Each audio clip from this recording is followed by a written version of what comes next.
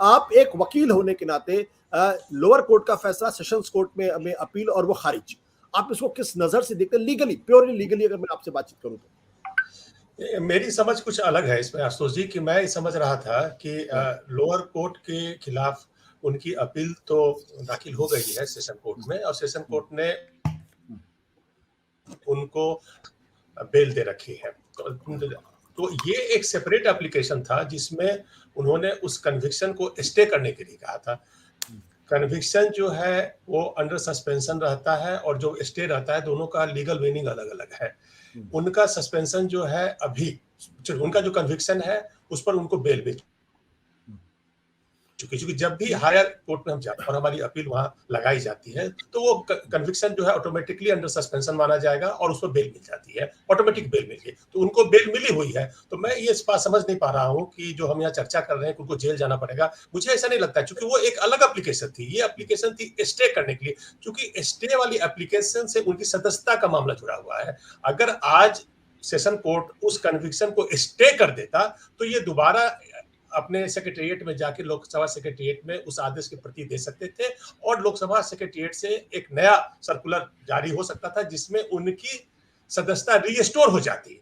ये डिसीजन है, ये इफेक्ट्स करता है उनकी सदस्यता रिस्टोर होगी या नहीं होगी। अभी सेशन कोर्ट के इस फैसले से उनकी सदस्यता रिस्टोर नहीं हो पाएगी। राकेश एक जानकारी थोड़ा सा मैं देख लूं इसमें, क्योंकि अभी मेरे पास जो इंडियन एक्सप्रेस के माध्यम से जो खबर आ रही है उनके ऑनलाइन पेपर से, ऑनलाइन एडिशन से, उसमें यह लिखा गया है कि earlier the sessions court had granted bail to Gandhi and suspended his 2-year jail sentence pronounced by a metropolitan magistrate court on March 23rd till the disposal of his appeal seeking a stay on his conviction.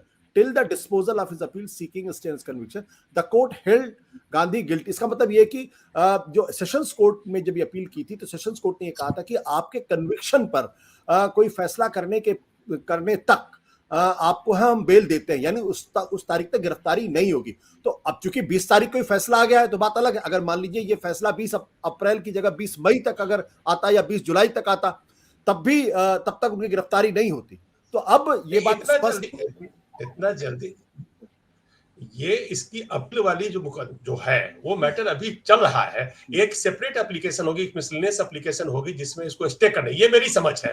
I can be corrected. मेरी समझ ये है कि उनकी appeal session court में दाखिल हो चुकी है, जब तक वो अपील डिस्पोजल नहीं होगी तब तक उनको बेल मिली हुई है। ये एक सेपरेट एप्लीकेशन था जिसमें उस कन्विक्शन को स्टे कराना चाहते थे, जिससे उनकी सदस्यता जो है अफेक्टेड हो रही थी। ये मेरी समझ है।